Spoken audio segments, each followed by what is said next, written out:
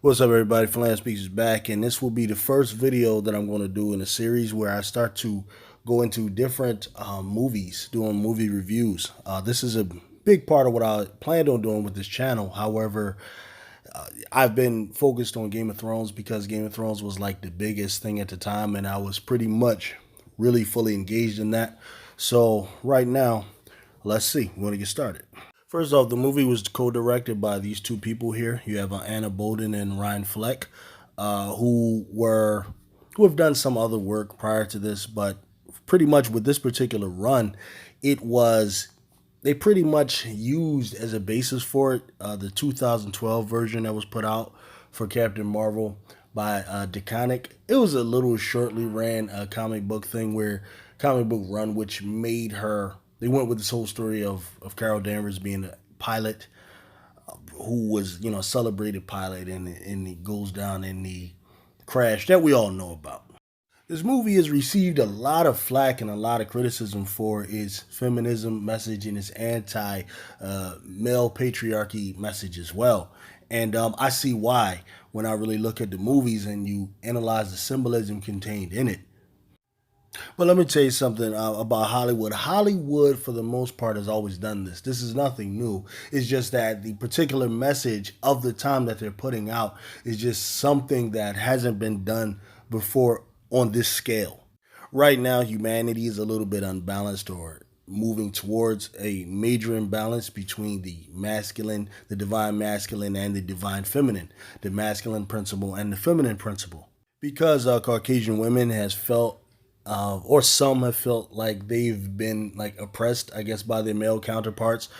They haven't received as many rights, be it pay evenly or the availability of roles, main roles. Many women are saying that they're doing as much in the film or contributing as much, if not more, to films than their male counterparts, and yet are receiving less money, maybe half less, maybe a quarter, maybe a tenth, whatever. This is something you find many actresses are complaining about. Also have the focus on some of these movements like the Me Too movement, which is a movement that supposedly was cited for men who supposedly are taking liberties with women, like in the workplace. In particular, Hollywood, I believe the Me Too movement was primarily focusing on what was happening there. Which is interesting because, the nature of that particular business in Hollywood is really nothing new, man. Like, a lot of people know, like, when you are interviewed by some of these directors and producers who give you these roles, I mean, they want you to do all kinds of stuff, man, to show how far you'll go. Sometimes they want you to take your clothes off. Sometimes they want to see your body, if you'll fit this particular role.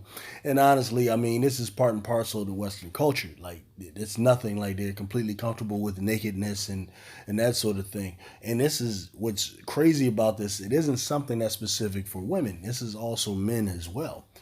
You had what recently happened with Terry Crews. This guy's complaining about a man, touching his private part, which I have at some point we'll deal with that on our own, whether or not someone will go for that, man. But at any rate, let's get started with the movie. The movie opens up with Carol Danvers believing that she is a character called Veers, and she also believes that she's a Cree of Cree descent. She's completely void of her memory from the past, so she doesn't even know who she is. But obviously, she's told these things by some Cree, and she's on this vessel. Her first opposition is a man who is played by Jude Law, who tests her physical ability. So obviously she's training with this guy.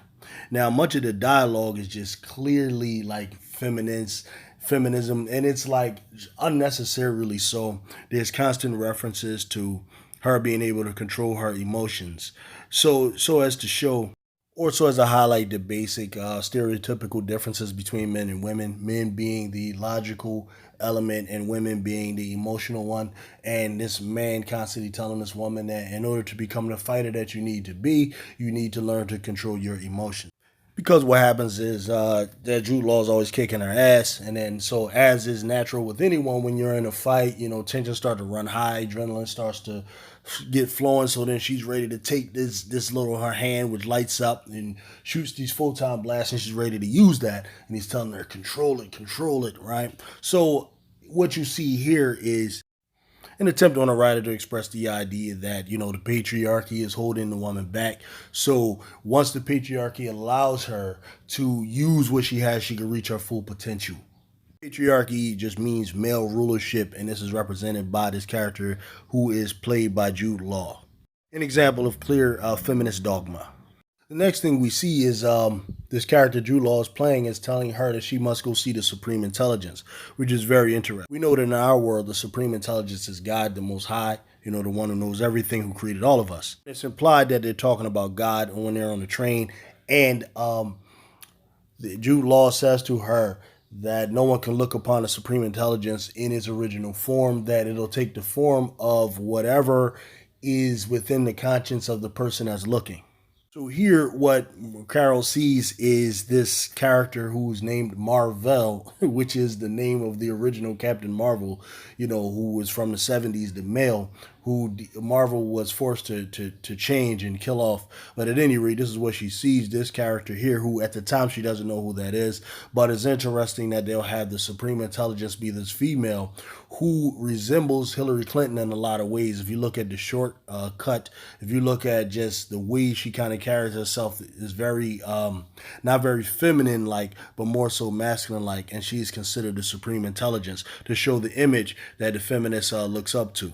And it's this here, which is the image of a woman who's very kind of clean cut, straight. She doesn't show any signs of femininity, any signs of sexiness, but is just very straightforward, knows how to control her emotions completely. And this is what's considered here the Supreme Intelligence. This is more example of just feminist dogma being spewed here on the screen.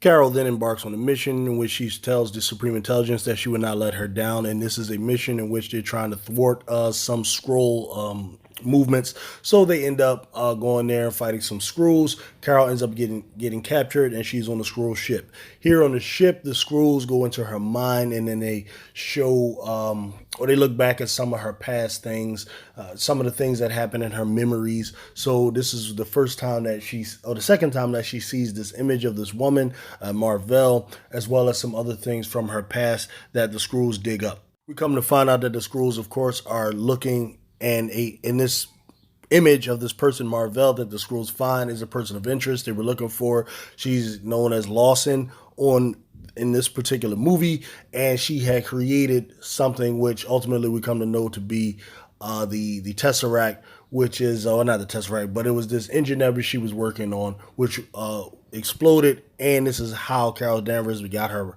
Captain Marvel powers in this particular version of the story. Now, the Skrulls are some of my favorite characters from the comic books. They are locked into this eternal battle against the Kree.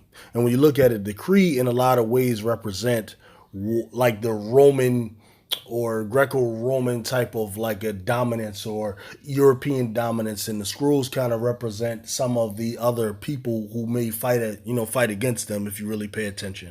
In the beginning, Carol believes that the Skrulls are terrorists who are out there just trying to cause chaos, attack people, etc. She's given this dogma, which most people are given, people who live in which is considered civilized places, much like the United States and other places like that, and are told that these enemies, the Skrulls, who in our eyes are like ugly, shape-shifting creatures, are the enemy. After being psychoanalyzed by them, or whatever you want to call it, she ends up escaping from there after kicking a whole bunch of their asses, and she ends up on what is called C-53, which is Earth, where she meets Nick Fury, who was played by Samuel L. Jackson, of course, from Samuel L. Jackson in the 90s, because, as I should have said, this whole setting is in the 90s. There was another number of nonsense feminist things that happen here. When she falls into Blockbuster, the first thing that she does is she sees a portrait of or a cutout of Arnold Schwarzenegger's movie True Lies, where he's there with oh my goodness, the chick from Trading Places, I forget her name, but anyway, she shoots Arnold Schwarzenegger's head, which is kind of representative of doing away with the old action hero and making way for the new, woman action hero, as if women weren't action heroes in the past. It's like it's kind of nauseating where they just have to constantly keep drilling it.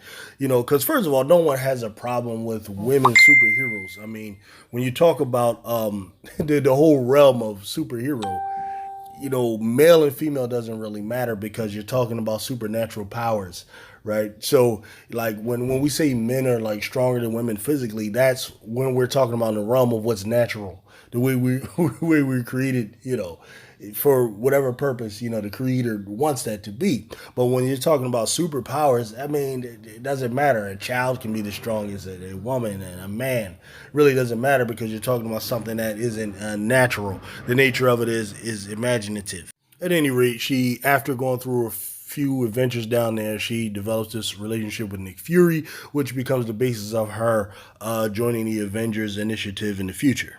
All right, so then after some time, she comes to realize that she needs to, in order to find out about who she was, because she saw herself in some pictures after they went and found some old documents that was left over by this Marvel character that they're knowing now, is that she had an old friend named Maria Rambeau who knows pretty much everything about her, who has which was a strange kind of thing they did, but it was a way they introduced another character who's going to be her daughter, Monica Rambeau, who's the little girl that's Maria's daughter, who will be Photon from the comics, but also was one of the characters that was actually named Captain Marvel for a time.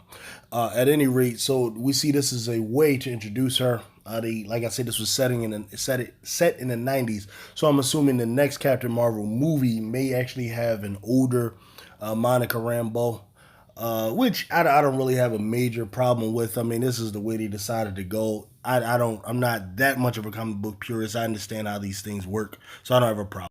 At any rate, it's at this time that she actually sits down and talks to the Skrulls, and it's through this talking to them, which I think was the best message in the whole movie, because most people who are usually vilified and considered terrorists that you've never met, without sitting down and actually talking to them, you walk around as this ignorant person. So this was a good message. I'm going to give them some credit for that.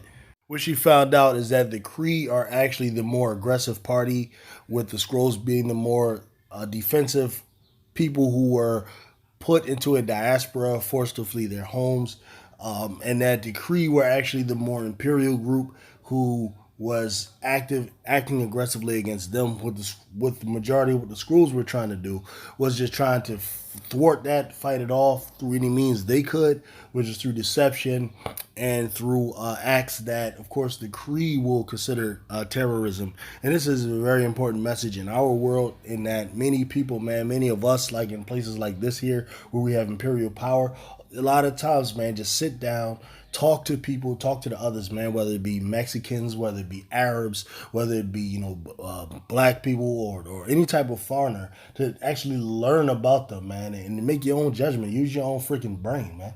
It is very, very important that you do that, because this is how you keep evil and like the oppression and the manipulation of people, from becoming as bad as it typically is, man. And you keep assholes like the guy that's in the White House out, man.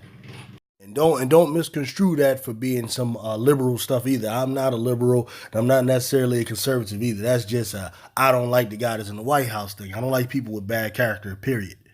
At any rate, Carol finding out who she is serves as the climax of the movie, with the final conflict that comes through the falling action being her facing off with the Kree, and in particular her facing off with the character played by Jude Law. And in the midst of the final conflict between these two came the corniest line of the movie, where Carol finally realizes that she has on her neck like an apparatus that keeps the Kree to keeps her under Kree control. So she says, "I wonder what happens if I remove that." That was mad corny. So she removes this, and finally now she's not under control by this male, and now she's able to use the complete range of her powers, which is represented through her ability let her hands go, shoot these full time blasts. She eventually finds out that she can fly, all of these, different abilities she didn't know that she had, which is really like a bad message. I don't know, Hollywood is trying to send that, if a woman, comes from up under the control of a male, keeps her repressed,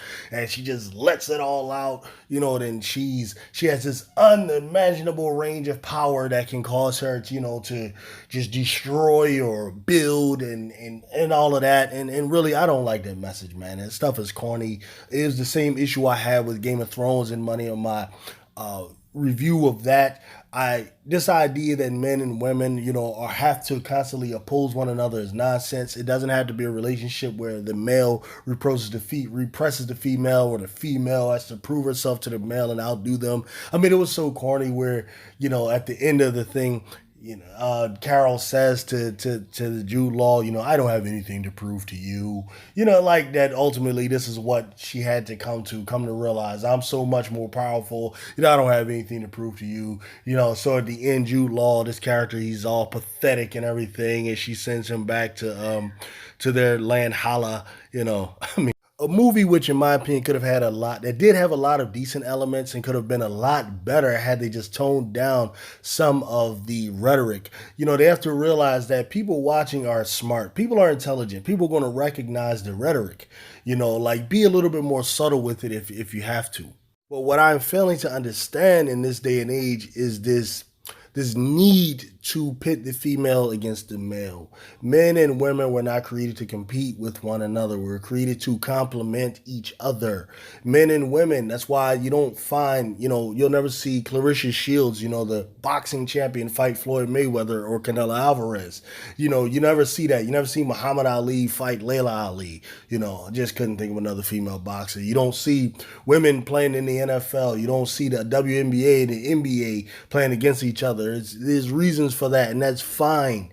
Okay. Now, I understand where women feel as though if they're bringing in as much revenue, that they should make as much money. I agree with that. From that point of view, if you have people coming to watch your show or coming to watch your sport, then you should get paid for that, compensated. But this idea that, the men and women have to compete with one another, same thing what they did with Game of Thrones, where they ultimately, instead of making Jon Snow and Daenerys Targaryen complement one another, they made them rivals, and that's horrible. It's awful, and I don't get why they're trying to do it, man. And I understand why many people will levy the type of criticism they do against them. It's ridiculous. And I also want to issue a final disclaimer. I am aware of the statements that Brie Larson made at that award speech that she received at the Vanity Fair. And I'm going to tell you right now, I don't really have a problem with what she said. And this is why. What Brie Larson basically did was lay out some facts. She laid out a bunch of facts, like about 67% of those who review movies, are white males. I mean, either that's a fact or it isn't.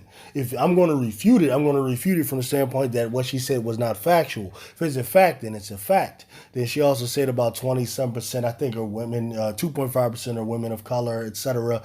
That if these are facts, these are facts. There's really nothing to refute. Like, anytime a person has an issue with facts, that's an ego thing. That's not like a legitimate, real issue that you have. That's just pure ego. And ego is something that really needs to be left at home when we come to the table to discuss issues. Because if ego is there, ego is only going to lead to a lack, no compromise. There is no compromise when the ego is brought to the table. All right, so my review of Captain Marvel as a movie, for me, man, like I give it a 6.5, maybe a 7 out of 10. With many of the problems I'm having with the the outright feminist agenda stuff. Also, I had an issue with, I don't know what they're doing with her sexuality, her and Maria Rambeau. It looks like by some of the ways they were staring at each other, it looks like they're trying to imply like a lesbian relationship, which is something I would totally not support. To me, there's no reason to add that element to movies at all. Like, for what, how does that enhance the story in any way? I'll get into that some other time, but that would really not make sense. I mean, if you want that type of character, then have that character from the books and let us know that that's what you're going to do so that we can decide if we're going to watch. watch it or not. I mean, you have to be honest. That's your choice. You want to be gay, lesbian, or whatever. But you have to understand, not everybody wants to see that. So when you want to have those types of scenes on shows, personally, like I say, advertise that. Advertise that there's going to be a lesbian relationship. Like, for example, when Brokeback Mountain came out, it was known, okay, it was a movie about two gay men. I knew I don't want to see that, so I've never watched that movie. I never went, and I will never watch that movie, and that's fine. But, you have your right in America to do that, and, that's your business. At any rate, man, that's pretty much what I got here. Like I said, out of 10, I give Captain Marvel a 6.5. The action was pretty decent. The backstory was okay. It's just some of the actual feminine elements unnecessarily put in there, which probably hurt it for me. But until next time, Fulan Speaks. I'm out. See y'all later. To make a living. Corner was our Rock of Gibraltar, our Stonehenge, our Taj Mahal, our monument, our testimonial to freedom, to peace.